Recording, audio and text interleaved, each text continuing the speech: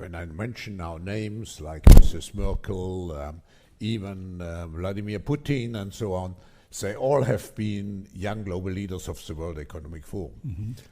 But what we are very proud of now is the young generation, like Prime Minister Trudeau, President of Argentina and so on, that we penetrate the cabinets.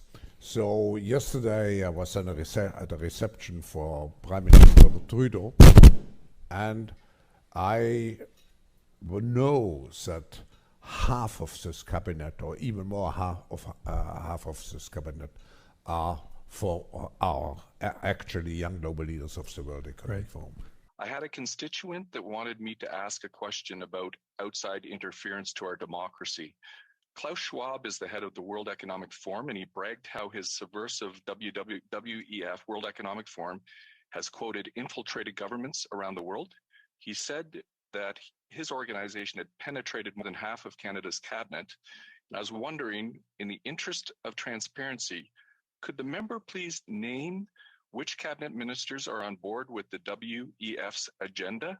My concern is the deputy. Order. I know that the member was in a really good question there, but the audio is really bad and the video is really bad as well. And I apologize. I don't know if the member. Okay, let's try again. The honorable member for Timmins James Bay. Mr. Speaker, that member is promoting open disinformation. That's not debate. We have to call out disinformation. We'll get into debate again. That we penetrate the cabinets, half of this cabinet, or even more half of this cabinet. That we penetrate the cabinets, half of this cabinet, or even more half of this cabinet. That we penetrate the cabinets, half of this cabinet, or even more half of this cabinet. That we penetrate the cabinets, half of this cabinet, or even more half of this cabinet.